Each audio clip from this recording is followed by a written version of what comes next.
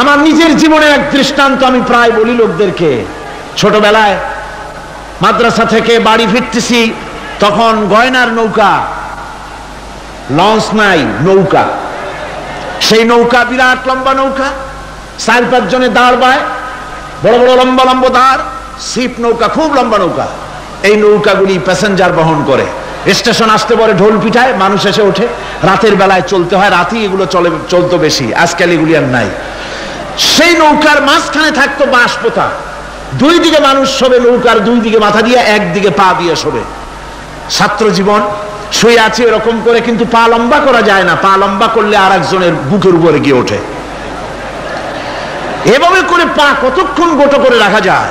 কিছুক্ষণ পর মনের মধ্যে চিন্তা জাগলো যে আল্লাহ, হাঁটুতে তো ব্যথা করতেছে, এই হাঁটুগুলি যদি নাট বল্টুর মতো মোড়ায় মোড়ায় খোলার সিস্টেম করে দিতে, তাহলে তো এখন কষ্ট হতো না।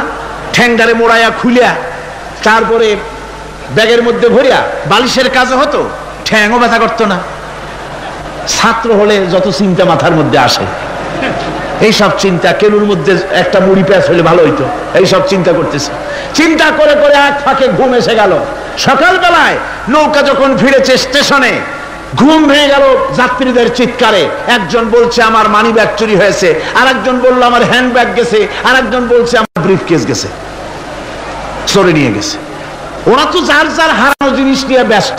আমি তখন তওবা করতেছি যে আল্লাহ, আমার বুদ্ধিমতো যে বুদ্ধি রাত্রে করলাম, এই বুদ্ধিমতো যদি মানুষের হাতে এবং কেনুতে থাকতো নাট বল্টুর মতো করে মুড়ি পেঁয়াজ দেওয়া, আর ওইগুলি যদি থাকতো ব্রিফকেসের মধ্যে, হ্যান্ড ব্যাগের মধ্যে, তাহলে তো সকালবেলায় শুনতাম কেউ বলতো যে আল্লাহ আমার তো ঠ্যাং চুরি হয়ে গেছে, কেউ বলতো আমার তো হাত চুরি হয়ে গেছে। আল্লাহ আল্লাহ আল্লাহ আল্লাহ, আল্লাহু আকবার। আল্লাহ সুবহানাহু ওয়া তাআলা কি সুন্দর করে তৈরি করেছেন। এত হাল তারা মিন ফুতুর, আমার সৃষ্টি নৈপুণ্যতার ভেতরে কোনো ভুল দেখতে পাও? কোনো ভুল পাবে না। আমার সৃষ্টি নৈপুণ্যতার ভেতরে কোনো ভুল নাই। সুবহানাল্লাহি বিহামদিহি, সুবহানাল্লাহি বিহামদিহি।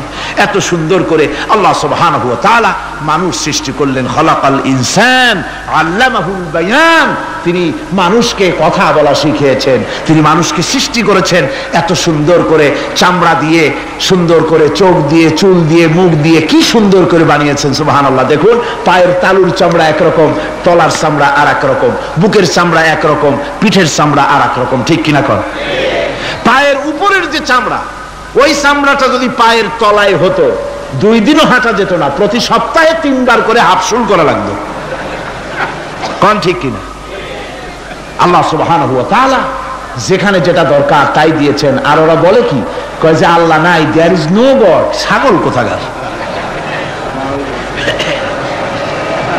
গ্যাগারিন বলেছেন, ইউরি গ্যাগারিন প্রথম মহাশূন্যচারী, মহাশূন্য পরিভ্রমণ করে এসে বললেন যে মহাশূন্যের লক্ষ লক্ষ মাইল পরিভ্রমণ করে এলাম।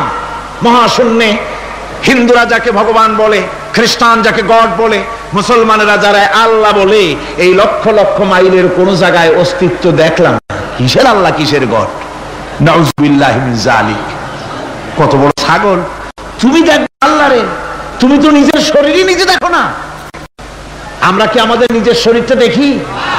আয়নার সাহায্য ছাড়া হাতটা কেমন, হিপটা কেমন, ব্যাকটা কেমন, পেছনের উরুটা দেখতে কেমন, আজ পর্যন্ত আয়নার সাহায্য ছাড়া দেখতে পারি নাই।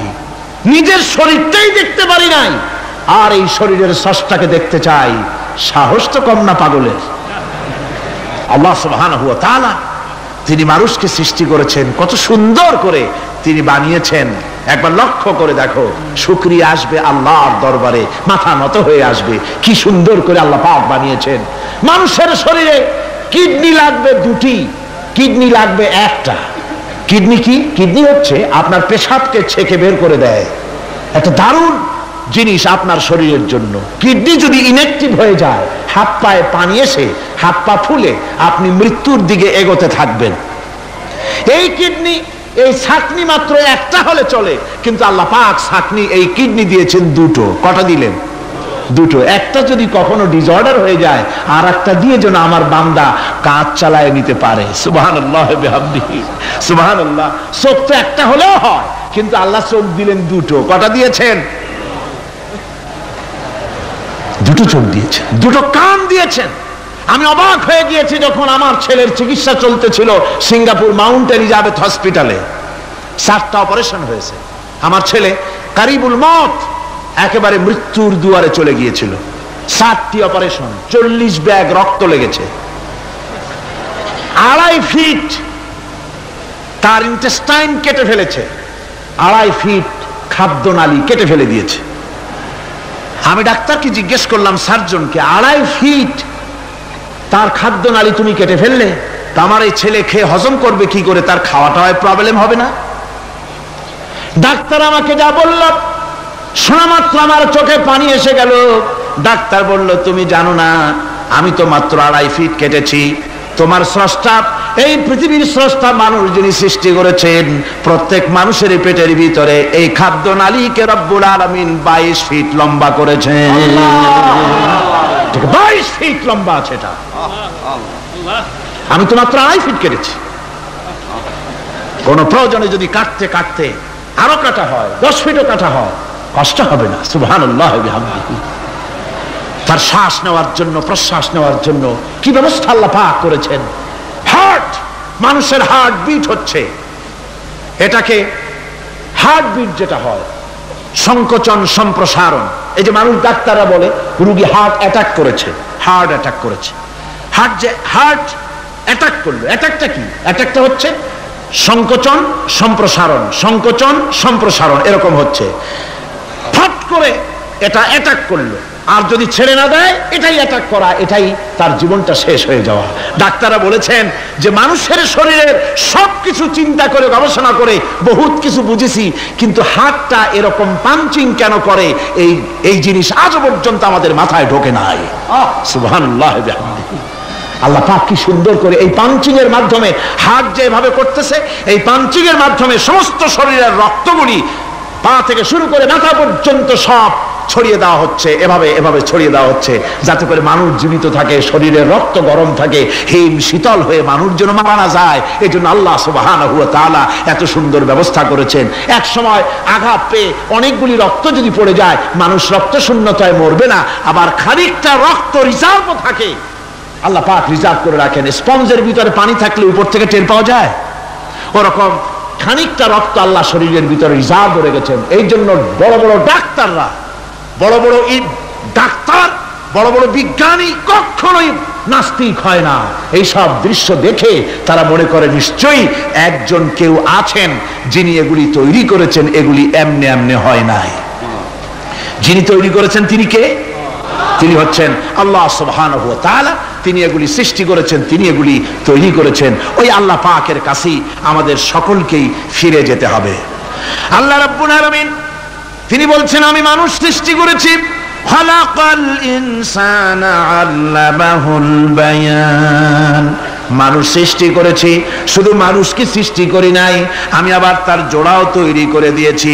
মানুষ একা একা না, পৃথিবীতে সব জোড়ায় জোড়ায় তৈরি করেছি। উদ্ভিদের মধ্যে জোড়া তৈরি করেছি, প্রাণী জগতের মধ্যে জোড়া তৈরি করেছি। এই দুনিয়ার ভিতরে যা কিছু আছে, উদ্ভিদ হোক আর মানুষ হোক, প্রাণী জগৎ হোক, সবগুলিকে আমি আল্লাহ জোড়া বানাইছি, জোড়ায় জোড়ায় নর এবং নারী সবগুলির মধ্যে করে দিয়েছি। ওয়া মিন আয়াতিহি আন খালাকা লাকুম মিন আনফুসিকুম আজওয়াজান লিতাসকুনু ইলাইহা ওয়া জাআলা বাইনাকুম মাওয়াদ্দাতান ওয়া রাহমা। আল্লাহ রাব্বুল আলামিন বলেন, আমার অগণিত নিদর্শনের ভিতরে এটাও একটি নিদর্শন যে আমি তোমাদের থেকে তোমাদের জোড়া তৈরি করেছি, তোমাদের স্ত্রীদেরকে তৈরি করেছি, যাতে করে তোমরা তাদের কাছে শান্তি পাও। আর তোমাদের মধ্যে ভালোবাসা সৃষ্টি করেছি, মহব্বত সৃষ্টি করে দিয়েছি। আর পরিণত বয়সে এই মহব্বতকে আমি আল্লাহ করুণার সহৃদয়তায় পরিণত করে দেই। তোমার থেকে তোমার জোড়া নারী সৃষ্টি করেছি, স্ত্রী। সেই স্ত্রীর কাছে তুমি তোমার স্বস্তি শান্তি ফিরে পাবে। আর যখন বৃদ্ধ হয়ে যাবে, তখন এই ভালোবাসাটা আমি করুণা আর মহব্বতের মধ্যে পয়দা করে দেই। এর দ্বারা এই ভালোবাসা এবং মহব্বতের মাধ্যমে সন্তান সন্ততি পৃথিবীতে আসে, নাতি আসে, পৌত্র আসে, পৌত্রী আসে, এভাবে করে আত্মীয় স্বজন পরিবেষ্টিত অবস্থায় দুনিয়ায় মানব বংশ আমি এভাবে করে বৃদ্ধি করি। আর এরপরে মানব সৃষ্টি করে মানুষকে এক পরিবেশ সৃষ্টি করে দিয়ে তাকে কথা বলারও আমি ভাষা শিখিয়েছি। আল্লামাহুল বায়ান, মানুষকে আমি কি শিক্ষা দিয়েছি? কথা বলতে আমি শিক্ষা দিয়েছি। কথা বলার কারণেই মানুষ মানুষ, আর কথা বলতে পারে না বলে মানুষের সাথে পশুর সাথে এই বিরাট পার্থক্য। পশু কথা বলতে পারে না, মানুষ কথা বলতে পারে। কথা বলা হচ্ছে মানুষের একটা বিশেষ বৈশিষ্ট্য। আরে বায়ান শব্দের অর্থ শুধু কথা নয়, বায়ান শব্দের অর্থ হচ্ছে চেতনা, বুদ্ধি, অনুভূতি, প্রজ্ঞা, মেধা, চিন্তা, বিবেচনা, ইচ্ছা শক্তি, প্রতিরোধ শক্তি, এ সবগুলি বায়ানের ভিতরে সীমাবদ্ধ। যে আমি বায়ান শিক্ষা দিয়েছি, তার মানে এতগুলি জিনিস আমি তোমার মধ্যে আমি সৃষ্টি করে দিয়েছি মানুষের মধ্যে। এরপরে এ বায়ান একটি শিক্ষা। শিক্ষা বলতে বুঝায়, এই শিক্ষাটা আল্লাহ সবাইকে দিয়েছেন। মাছ সাঁতার কাটতে পারবে, পাখি আকাশে উঠতে পারবে, পাখিকে আল্লাহ ওড়ার ক্ষমতা দিয়েছেন। মুরগির বাচ্চা ডিমের থেকে বের করে পানির মধ্যে ছেড়ে দিবেন, ও সাঁতার কাটতে পারবে না। আপনি আমারে কোন মুরগির ডিমের ভিতরে মুরগির বাচ্চা, হাঁসের ডিমের ভিতরে হাঁসের বাচ্চা, সে কি করে বোঝে ডিমের কোন অংশ পাতলা? সেই অংশটা সে অপারেশন শুরু করে দেয়। সে কিন্তু সব জায়গায় ঠোকায় না। ওই ডিমের পর্দার ভিতরে একটা অংশ আছে পাতলা, সামান্য পাতলা, সেই পাতলা অংশ সে ঠুক করে একটুখানি অপারেশন করে, পর্দাটা ফেটে যায়, সেখান থেকে সে বেরিয়ে আসে। কে শিখালো যে এই জায়গায় ঠুক করে আওয়াজ কর, বেরোতে পারবি? কে শিখালো? আল্লাহ পাক শিক্ষা দিয়েছেন। এটা বায়ানের অন্তর্গত। মানুষকে দিয়েছেন বায়ান, ওকে দিয়েছেন শিক্ষা। হাঁসের বাচ্চা পানির ভিতরে ছেড়ে দিলে ওকে সাঁতার কাটতে হবে, কে শিখালো? আল্লাহ পাক। বাতাসে পাখিরা উড়ে বেড়ায় ডানা মেলে। আওয়ালাম ইয়ারাউ ইলা তায়রি সাফাতিন ওয়া ইয়াকবিদনা মা ইউমসিকুহুন্না ইল্লার রহমান। দেখে নাকি তারা পাখিটি কেমন? মেলি দুটি লঘু ডানা, উড়িয়া বেড়ায় শূন্যের পরে নাহি তার কোনো মানা। আবার সে ডানা গুটাইয়া চলে কিন্তু পরে না তবু, বলকে বা তারে শূন্যে রাখিছে ভিন্ন সে এক প্রভু। প্লেনের মতো, এরোপ্লেনের মতো, দেখছেন না পাখিগুলি এরকম এরকম করে ওড়ে। আবার কখনো উঠতে গিয়ে আর ডানা দোলায় না, দুটো ডানা শরীরের সাথে মিশাইয়া একেবারে রকেটের মতো উড়ে চলে যায়, কিন্তু পড়ে যায় না। কে তাকে শূন্যের উপরে রেখেছে? জোরে কন, কে রেখেছে? এই ট্রেনিং আল্লাহ পাক তাকে দিয়েছেন। আল্লাহ পাক তাকে এই শিক্ষা দিয়েছেন। এই শিক্ষা, পানিতে সাঁতার কাটবে মাছ, বায়ুতে ভেসে বেড়াবে পাখি, তারপরে মানুষের চোখের পলক পড়বে, পাকস্থলী হজম করবে, এসব শিক্ষা আল্লাহই দিয়েছেন। প্রত্যেকটা জিনিসকে সৃষ্টি করেছেন, আর তার কাজটাও কিভাবে হবে তাও আল্লাহ পাক শিখিয়ে দিয়েছেন। এই জন্য শুধুমাত্র এই শিক্ষাটুকুনি নয়, মূল শিক্ষা হচ্ছে আল্লামাহুল বায়ান। এর আসল অর্থ হলো মানুষের জ্ঞানের পূর্ণতার জন্য আল্লাহ পাক বায়ান দিয়েছেন। সে বায়ান হচ্ছে কোরআনে কারীম। সে বায়ান কি? কোরআন। এই কোরআন হচ্ছে মানুষের জ্ঞানের পূর্ণতা। কোরআন দিয়েই মানুষের জ্ঞান পরিপূর্ণ হয়। ওমা উতীতুম মিনাল ইলমি ইল্লা কালিলা, তোমাদেরকে খুব সামান্যতম জ্ঞান দেওয়া হয়েছে। আসল জ্ঞানের মালিক কে? আল্লাহ সুবহানাহু ওয়া তাআলা। আল্লাহ রাব্বুল আলামিন বলেন, আশ-শামসু ওয়াল কমারু বিহুসবান ওয়ান নাজমু ওয়াশ-শাজারু ইয়াসজুদান। সূর্য এবং চন্দ্র একটা বিরাট একটা হিসাবের অনুসরণে বাধ্য। সূর্য আর চন্দ্র একটা হিসাবের অনুসরণে বাধ্য, এর ব্যতিক্রম হওয়ার কোনো উপায় নাই। সূর্য এবং চন্দ্র তার আপন আপন কক্ষপথে ঘুরবে, ইচ্ছে মাফিক সূর্য চন্দ্র ঘুরতে পারবে না। 12টার সময় সূর্য এসে বলতে পারবে না, বেটা রাত আমি এখন উদিত হব, পারবে? পারবে না। দিনের দুপুরের সময় রাত এসে মাথা চাড়া দিয়ে জাগাতে পারবে না, দিন সরে যা, আমি এখন সবটাকে রাত বানাই দেব, পারবে না। চন্দ্র এবং সূর্য একটা নির্ধারিত একটা হিসাবের অনুসরণে তারা রয়েছে।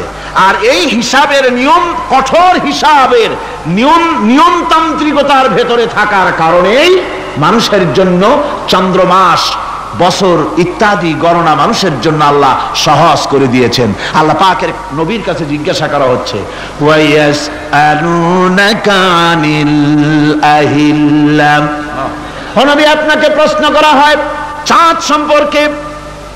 কাফেররা প্রশ্ন করেছে চাঁদের ক্রমবর্ধমান ক্রমহ্রাস কেন, চাঁদ বাড়ে কেন, কমে কেন, আপনারে জিজ্ঞাসা করা হয়। আপনি জবাবে বলুন, কুল হিয়া মাওয়াকিতু লিন্নাস, বলুন এ চাঁদ হচ্ছে মাস দিন বছর গণনা করার জন্য, গোটা পৃথিবীবাসীর জন্য আমি একটা স্থায়ী ক্যালেন্ডার আকাশে ঝুলায় রাখছি। জোরে কোন সুবহানাল্লাহ। বিনা পয়সার ক্যালেন্ডার কে ঝুলায় রাখছেন? আল্লাহ সুবহানাহু ওয়া তাআলা তিনি ঝুলিয়ে রেখেছেন এই ক্যালেন্ডারকে। আর এই চন্দ্র সূর্য নিজের ইচ্ছা মাফিক চলতে পারে না। আল্লাহ পাক কোরআনে কারিমে বলেছেন, আফা গায়রা দীনিল্লাহি ইয়াবগুন ওয়া লাহু আসলামা মান ফিস সামাওয়াতি ওয়াল আরদি তাওআন ওয়া কারহা, তোমরা কি আমার দেওয়া জীবন ব্যবস্থা ছেড়ে দিয়ে মানুষের তৈরি করা অন্যের তৈরি করা মতবাদ গ্রহণ করতে চাও? ওয়ালাহু আসলামা মান ফিস সামাওয়াতি ওয়াল আরদ, অথচ আকাশে যা কিছু আছে জমিনে যা কিছু আছে সব আমার কি করছে? আমার হুকুম মেনে আমার আনুগত্য করে তারা চলছে, আনুগত্যের সামনে মস্তক অবনত করে দিয়েছে। তাই তো আমরা দেখতে পাই তাল গাছে কোনোদিন বেল হয় না, হয়? চট্টগ্রামে হয় বোধহয়। তাল গাছে বেল হয়, নারকেল গাছে আম হয়, নিম গাছে লিচু হয়? হয় না। আল্লাহর সুন্নতের ভিতরে কোনো পরিবর্তন পাওয়া যাবে না। দেখুন বঙ্গোপসাগরের পানি মিষ্টি না নোনা? সবাই বলুন মিষ্টি না নোনা? বঙ্গোপসাগরের নোনা পানি জোয়ারের টানে এই বঙ্গোপসাগরের নোনা পানিগুলি পদ্মা মেঘনা যমুনার ভিতরে প্রবেশ করে মিষ্টি পানির ভিতরে, আবার ভাটির টানে পদ্মা মেঘনা যমুনার পানিগুলি মিষ্টি পানিগুলি নোনা পানির মধ্যে গিয়া ঢোকে।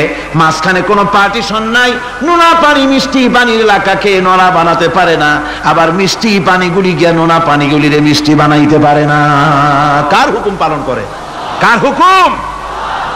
والنجم والشجر يسجدان والسماء رفعها ووضع الميزان, তারকা বৃক্ষরাজি সব সেজদায় রত। তারাই সেজদা দেয় কারে? কারে সেজদা দেয়? চাঁদ সেজদা করে কাকে? সূর্য করে কাকে? গাছপালা করে কারে? আল্লাহ পাককে সেজদা করে সবাই। সমস্ত সৃষ্টি জগতের কাজ হলো তিনটা। সৃষ্টি জগতের কাজ কয়টা? তিনটি কাজ। একটা কাজ হচ্ছে সৃষ্টি জগৎ মহান আল্লাহর উদ্দেশ্যে সিজদা করবে, তার হামদ করবে, তার তাসবিহ করবে। তিনটা কাজ, সিজদা করবে, হামদ করবে, তাসবিহ করবে। এই তিনটা কাজ হচ্ছে সৃষ্টি জগতের। গোটা পৃথিবীর সবকিছু আল্লাহ পাককে সিজদা করছে। কোরআনে কারীমে রব্বুল আলামিন বলেন, وَلِلَّهِ يَسْجُدُ مَنْ فِي السَّمَاوَاتِ وَالْأَرْضِ طَوْعًا وَكَرْهًا وَظِلَالُهُمْ بِالْغُدُوِّ وَالْآصَالِ। আল্লাহ পাক বলেন আকাশে যা কিছু আছে জমিনে যা কিছু আছে সব কিছু আমার সেজদা করে, এমনকি গাছগুলি, গাছও আমার সেজদা করে। গাছগুলি সকাল বেলায় গাছের ছায়া সকাল বেলায় আর বিকাল বেলায় নিজের ছায়া লম্বা করে দিয়ে আমার সামনে সেজদায় পতিত হয়ে যায়। গাছগুলি আমাকে সেজদা করে, তারকা সমূহ চন্দ্র সূর্য সব আমাকে সেজদা করে। وَلِلَّهِ يَسْجُدُ مَا فِي السَّمَاوَاتِ وَمَا فِي الْأَرْضِ مِنْ دَابَّةٍ وَالْمَلَائِكَةُ وَهُمْ لَا يَسْتَكْبِرُونَ। আকাশ এবং জমিনে যা কিছু আছে আমার সিজদা করে। আমার সিজদা থেকে কেউ অহংকার করে না, অহমিকতা করে না, আমার সিজদা থেকে কেউ ফিরে যায় না, সবাই আমাকে সিজদা করে। সুতরাং ও মানুষ আমার দরবারে সেজদায় মাথা নত করে দাও। সবগুলি আমার সামনে সেজদা করতেছে। আলাম তারা আন্নাল্লাহা ইয়াসজুদু লাহু মান ফিস সামাওয়াতি ওয়া মান ফিল আরদ ওয়াশ-শামসু ওয়াল কামারু ওয়ান নুজুমু ওয়াল জিবালু ওয়াশ-শাজারু ওয়াদ-দাওয়াবু ওয়া কাসীরুম মিনান নাস। আল্লাহ পাক বলছেন আকাশ এবং জমিনে যা আছে সব আমাকে সেজদা করছে, চাঁদে, সূর্যতে, গাছপালায়, পাহাড় পর্বতে, সবকিছু, সমস্ত প্রাণী জগৎ পর্যন্ত, চতুষ্পদ জন্তুগুলি পর্যন্ত আমি আল্লাহকে সেজদা করে। সুবহানাল্লাহ।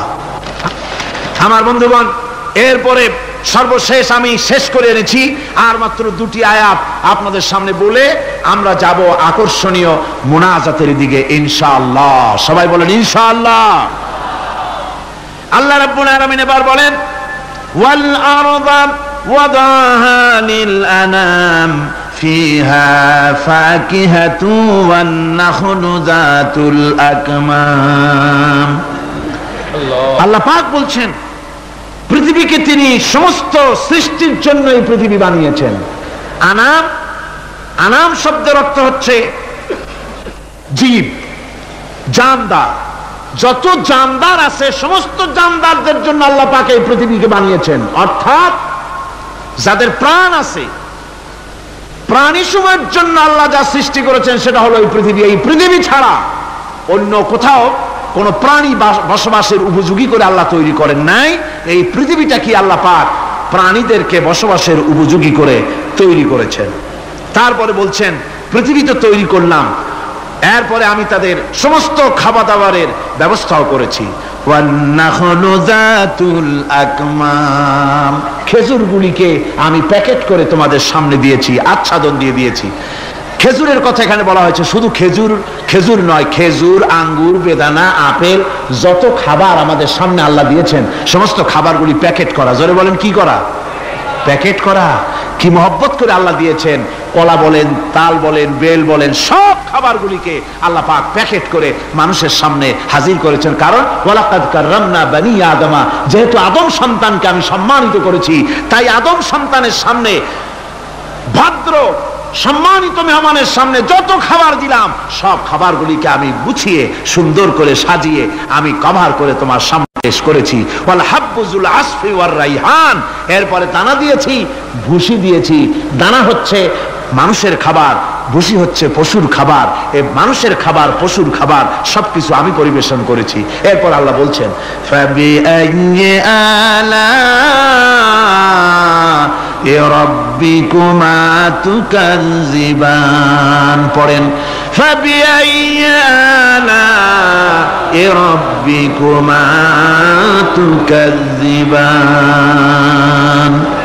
আল্লাহ পাক বলছেন কোন নিয়ামতকে, তোমার প্রভুর কোন নিয়ামতকে অস্বীকার করতে পারো? আল্লাহর কোন নিয়ামতকে অস্বীকার করতে পারবে না। এভাবে হাজারো নিয়ামত দিয়ে আমি তোমাদেরকে সমৃদ্ধ করেছি। সূরা আর রহমান একেবারে শেষ পর্যন্ত আল্লাহর এই সমস্ত নিয়ামত দিয়ে ভরা, নিয়ামতের কথা দিয়ে, রহমতের কথা দিয়ে ভরা। যেরকম সুবহানাল্লাহ বিহামদিহি। এই কোরআন, যে কোরআন আল্লাহ আমাদের শিক্ষা দিলেন, এই কোরআন অনুযায়ী দয়া করে যে কোরআন দিলেন, যাতে অর্থনীতি আছে, সমাজনীতি আছে, রাজনীতি আছে, যাতে মানুষের পারিবারিক জীবন আছে, সবকিছু যে কোরআনে আছে। এই কোরআন দিয়ে রাসূলুল্লাহ একটা সমাজ তৈরি করেছিলেন যেখানে চুরি ছিল না, ডাকাতি ছিল না, জেনাবে বিচার ছিল না। ওরকম একটি সমাজ বাংলাদেশে প্রতিষ্ঠিত হোক, এটা কি আপনারা চান? কারা কারা চান? দেখতে চাই।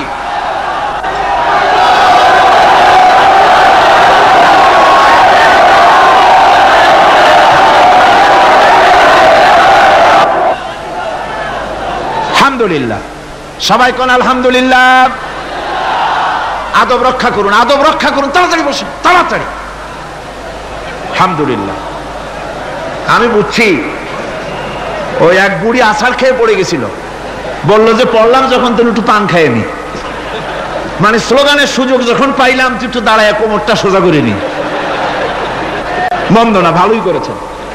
তবে এখন মোনাজাত হতে যাচ্ছে। কি হতে যাচ্ছে?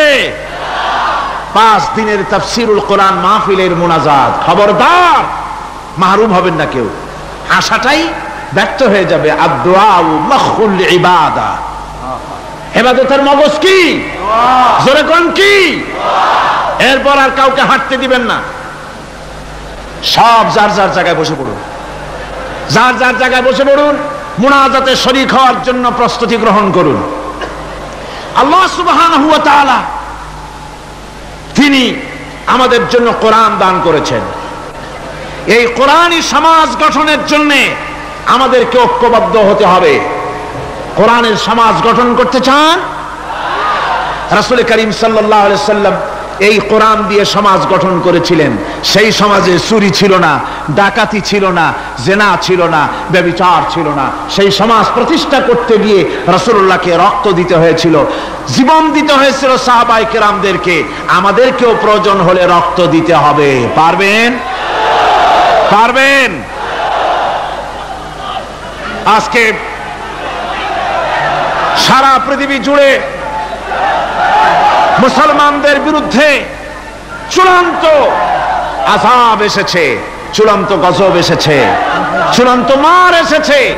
এই মারের মধ্য থেকে আমাদেরকে বাঁচতে হবে, আমাদেরকে প্রস্তুতি নিতে হবে। আগামী দিনের জন্য, আল্লাহর দ্বীন প্রতিষ্ঠার জন্য দৃঢ় সংকল্পবদ্ধ আমাদের হতে হবে। যেসব নারী, বৃদ্ধ, বৃদ্ধা, শিশু চিৎকার বেড়ে আমার কাছে বলতেছে, রব্বুল আলামিন মেহেরবানি করে এই জালিম জনপদ থেকে আমাদের বাঁচাও, তোমার পক্ষ থেকে আমাদের জন্য সাহায্যকারী পাঠাও। এই বলে যখন বসনিয়ার মুসলমানেরা কান্দে, যাদের টাকা আছে, পয়সা আছে, ওদের সাহায্য করতে যারা এগিয়ে এলো না, কিয়ামতের দিন আল্লাহর দরবারে অবশ্যই আসামি হওয়া লাগবে, কোনো সন্দেহ নাই। আজ আরাকান আমাদের বাড়ির কাছে, বার্মা, সেখান থেকে আমার কাছে লেখা হয়েছে। তারা লিখছে, সামরিক জান্তার সম্মিলিত সামরিক বাহিনী নতুন ভাবে চরম নির্যাতন শুরু করেছে। এবারের নির্যাতনের প্রধান টার্গেট হচ্ছে আলেম সমাজ। এ বাহিনী দীর্ঘদিন ধরে মুসলিম নারীদের জন্য শরীয়তের দৃষ্টিতে পর্দা আবশ্যক নয় মর্মে আলেমদের কাছ থেকে ফতোয়া আদায়ের জন্য চেষ্টা করে। ব্যর্থ হয়ে বর্তমানে আলেমদেরকে পাইকারি হারে গ্রেফতার করে ব্যারাকে নিয়ে গিয়ে অমানুষিক নির্যাতন চালাচ্ছে, আলেমদের পুড়িয়ে দাড়ি মুন্ডিয়ে দিচ্ছে। আরাকানের গ্রান্ড মুফতি মাওলানা নুরুল হক সাহেবকে অনেক নির্যাতনের পর উপরোক্ত ফতোয়া আদায় করতে না পেরে নির্মম ভাবে তাকে হত্যা করেছে। প্রতি মুসলিম পাড়া থেকে 20-30 জন করে মুসলিম যুবতী সামরিক বাহিনীর ব্যারাকে সরবরাহ করার জন্য নির্দেশ দেওয়া হয়েছে। অনেক যুবতীদের ইতিমধ্যে ব্যারাকে নিয়ে গিয়ে সামরিক নির্যাতন চালিয়ে তাদেরকে হত্যা করা হয়েছে। আরাকান থেকে এই চিঠি আমাদের কাছে এসেছে। কাশ্মীরের উপরে ভারত যে অত্যাচার করতেছে, কাশ্মীরের ব্যাপারে আমরা আগের থেকে আমাদের মত ব্যক্ত করে এসেছি। আমরা কাশ্মীরি জনগণের সপক্ষে। কাশ্মীরি মুসলমানেরা বছরের পর বছর ধরে আত্মনিয়ন্ত্রণাধিকারের প্রশ্নে তারা এক পায়ে দাঁড়িয়ে আছে। তাদেরকে রেফারেন্ডাম দেওয়া হোক, কাশ্মীরিরাই তাদের ভাগ্য নিজেরাই নিয়ন্ত্রিত করুক, এটাই ছিল জাতিসংঘের কথা, এটাই ছিল বিশ্ব বিবেকের কথা। কিন্তু ভারতের জালিম সরকার, মুশরিক সরকার, কাফের সরকার ভারত কাশ্মীরের মুসলমানদেরকে নির্বিবাদে হত্যা করছে। আমি আশ্চর্য হয়ে যাই যখন দেখি বাংলাদেশের কোন কোন পত্রিকায় কাশ্মীরি জনগণকে লেখে বিচ্ছিন্নতাবাদী।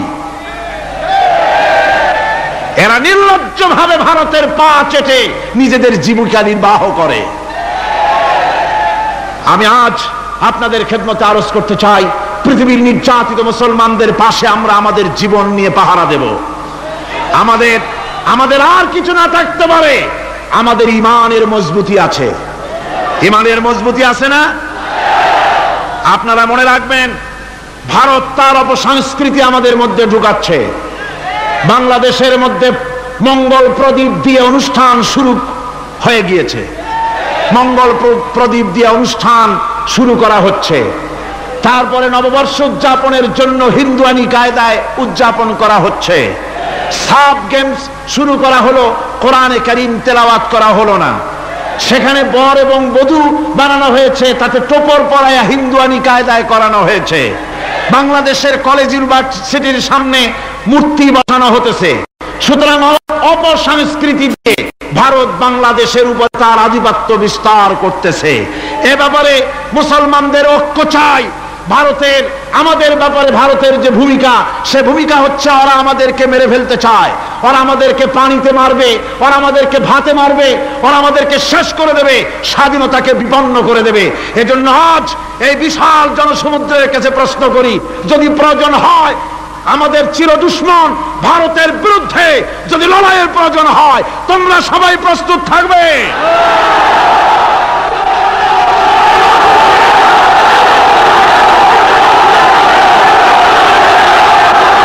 আর একটি কাজ হচ্ছে ঐক্যবদ্ধ হওয়া। কি হওয়া? ঐক্যবদ্ধ হতে হবে আমাদেরকে। ওলামা, মাশায়েখ, পীর বুজুর্গ যারা আছে সকলকে ঐক্যবদ্ধ হতে হবে।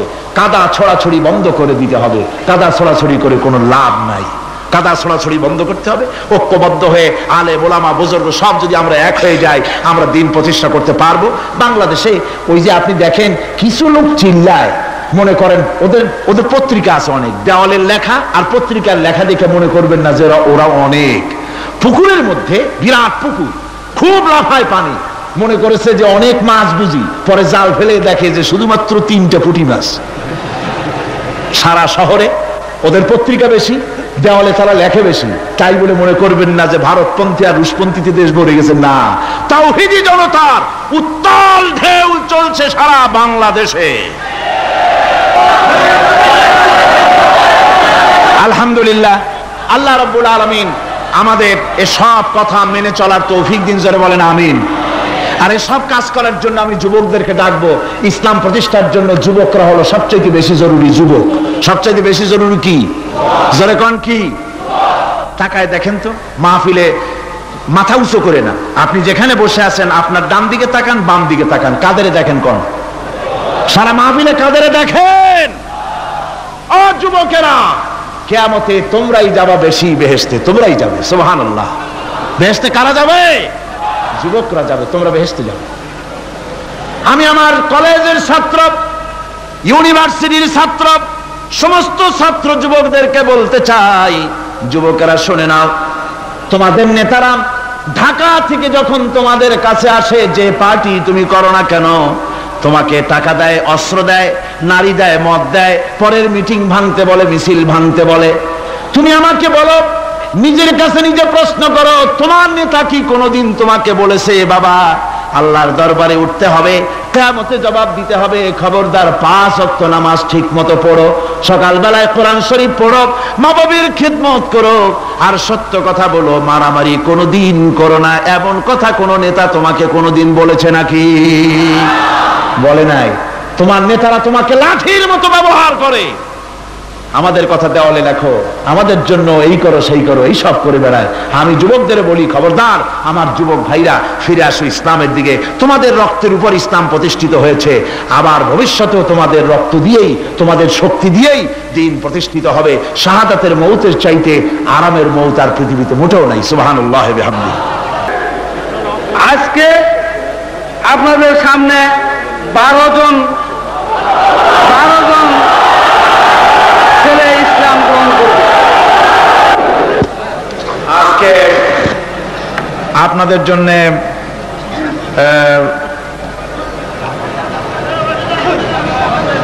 এক তো সুখবর যে কোরআনে কারীমের তাফসীর আমরা শুনতে পেরেছি। 2 নম্বরে আমরা মুনাজাতের দিকে এগিয়ে যাচ্ছি। 3 নম্বরে আলহামদুলিল্লাহ আজকে মোট 14 জন ইসলাম কবুল করতে যাচ্ছেন। এর আগে তৃতীয় দিন ইসলাম কবুল করেছিলেন 10 জন, 5 জন, এবং চতুর্থ দিন ইসলাম কবুল করেছেন একজন খ্রিস্টান মহিলা সহ 5 জন। এ গেল 10, আর আজকের 14। সর্বমোট এবারের তাফসীরুল কোরআন মাহফিলে 24 জন অমুসলিম ভাই কোরআনে কারীমের সুশীতল ছায়ায়, ইসলামের সুশীতল ছায়ায় আশ্রয় গ্রহণ করলেন। 24 জন অমুসলিম ভাই ইসলাম কবুল করলেন। আলহামদুলিল্লাহ, আলহামদুলিল্লাহ।